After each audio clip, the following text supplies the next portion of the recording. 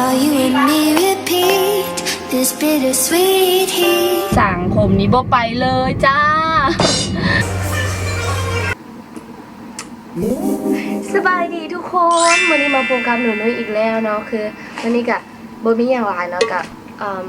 กำลังจะไปยืดผมจะมารีวิวห้านเสริมสวยเนาะว่าเป็นอะไรหนูนุ้ยเองเป็นคนที่แบบผมเนี่ยยิกโคตรผมยิกแล้วก็งอแล้วก็ผมแห้งเสียผมเส้นแลบเส้นน้อยเส้นบางเนาะแล้วเวลาหนูนุ้ยไปห้องเพลงถ้าเมื่อไหร่บ่ได้รีดหรือว่า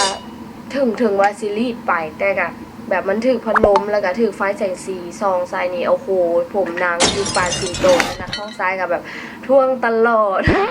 ก็เลยว่าขาดความมั่นใจในตัวเองอีกอย่างผมนุ่นกับแบบบนยาวจากเชือรีดตลอดเฮาไปเวียดทุกมือเฮาต้องรีดมันตลอดก็เลยว่าผมมันเสียแล้วก็เลยได้ตัดปลายตลอดได้เล็มปลายตลอดอยากให้ผมมันยาวแต่ว่ามันกับบนยาวจากเชือและตัดสินใจไปยืดผมออนแอ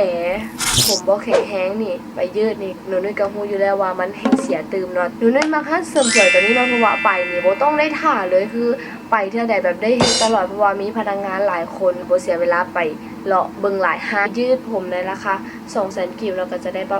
สปาฟรี1ครั้งมื้อนี้ก็จะไปสปาเนาะก่อนที่นุ้ยจะยืด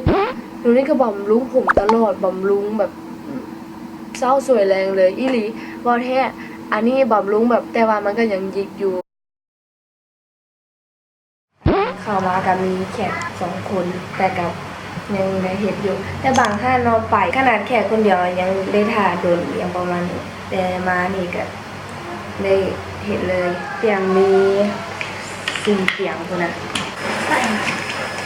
ซาแทนทีมหลังจากยืดผมมาแล้ว3มื้อห้ามมัดห้ามถึงน้ำแต่ว่าหนูนุ้ยบ่ได้ทายตอนยืดเนาะตอนนี้มาสระผมล้างผมให้สะอาดก่อนแล้วก็ใส่ครีมบำรุง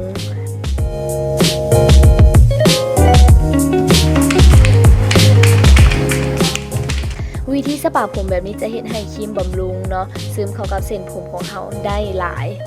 รู้สึกว่าคักเนาะเวลากับเจ้าสปาผมแล้วแบบหัวเฮาสั่นจิกๆ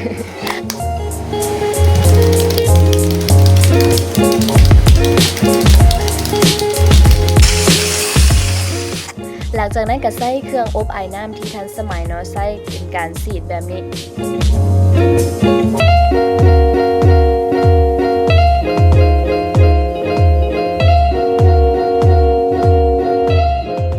สุดท้ายแล้วก็เป่าผมรีดผมเนาะยืดออกมาใหม่ๆมันก็จะซื่อแบบบ่คือธรรมชาติเนาะแต่ว่าโดนๆไปมันก็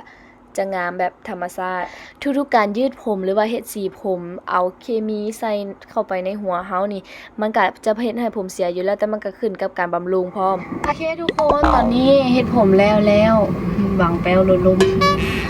ตอนนี้สระผมแล้วก็จะแบบสางก็จะแบบลื่นๆนิดนึงเนาะเพราะว่าตอนบ่ทันได้มาสปาผมเนาะสางผมนี้บ่ไปเลยจ้า แล้วตอนนี้หนูนี่กำลังจะมากินข้าวมากินห้านขาไก่ห้านนี่เลยห้านนี่แขกหลายทุกมื้อเลยเพราะว่ามันถึกเลยกับแบบพอกินนี่ห้านนี้เลยห้านตุ้ยขาไก่คูเวียงเนาะเชื่อว่าหลายๆคนเคยมากินเนาะตอนสวยนี่จะมีนักเรียนมากินเต็มเลยเพราะว่ามันราคาถูกแล้วก็อาหารก็พอกินเนาะมื้อนี้หนูนุ้ยสั่งเป็นตำปูมาสุก2 จาน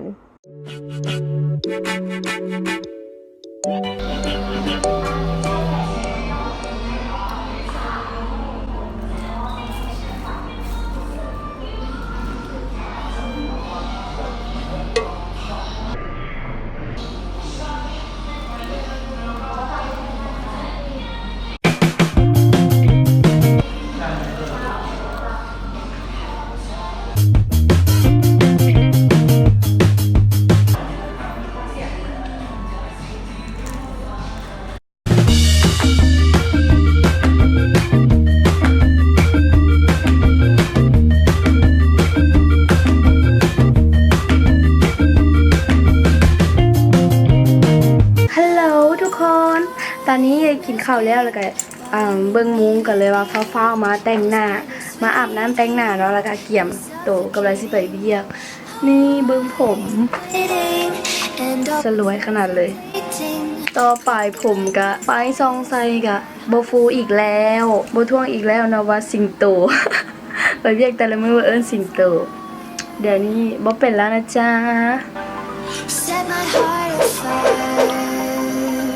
สลาภายเนาะอยากรู้ว่าห้านอยู่ไสมันเดี๋ยวหนูเลยจะเขียนบอลอยู่ไว้ที่กล้องคอมเมนต์เด้อผู้ใดอยากไปสระผมอยากไปเฮ็ดเล็บอยากไปยืดผมรีดผมร้อนผมแต่งหน้าอหย่างต่างๆก็สามารถเข้าไปหาเพิ่นได้เด้อเพราะว่ามีพนักงานหลายเนาะอยู่หั่นเนาะไปรับรองว่าต้องได้เฮ็ดแน่นอนต้องบ่ได้ท่าโดนแน่นอนเนาะสำหรับมื้อนี้บ๊ายบายไปเรียกก่อน